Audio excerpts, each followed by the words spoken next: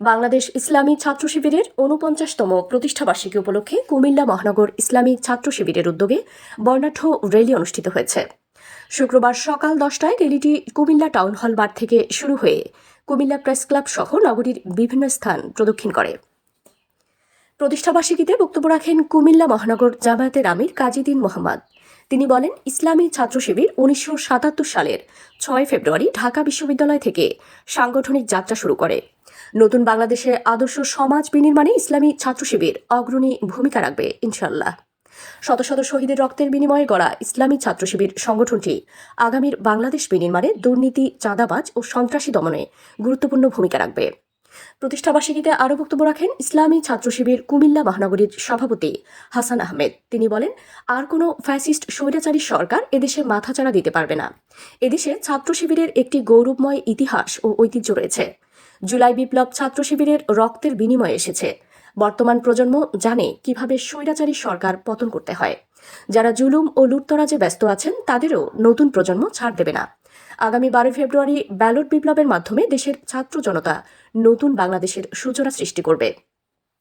বাংলাদেশ ইসলামী ছাত্র শিবির আয়োজিত প্রতিষ্ঠাবার্ষিকী র্যালিতে অংশ নেন বাংলাদেশ জামায়াতে ইসলামী মনোনীত কুমিল্লা ৬ আসনের সংসদ সদস্য প্রার্থী ও মহানগর আমির কাজী দ্বীন মোহাম্মদ, মহানগর সেক্রেটারি ও সাবেক মহানগর শিবির সভাপতি মাওলানা মাহবুবুর রহমান, মহানগর শিবির সেক্রেটারি নাজমুল হাসান পঞ্চায়েত সহ ইসলামী ছাত্র শিবির কুমিল্লা মহানগরীর অন্যান্য নেতৃবৃন্দ। সালে ৬ ফেব্রুয়ারি বাংলাদেশ ইসলামী ছাত্র শিবির ঢাকা ইউনিভার্সিটি কেন্দ্রীয় মসজিদে আমাদের সংগঠনটি প্রতিষ্ঠা লাভ করে। এক এক করে এ পর্যন্ত ৪৯ বছর পার হয়ে গেল। এর মাঝে এই শিবির উপহার দিয়েছে ২৩৬ জন শহীদ হিসাবে আল্লাহ তাআলার কাছে তারা উপহার দিয়েছে।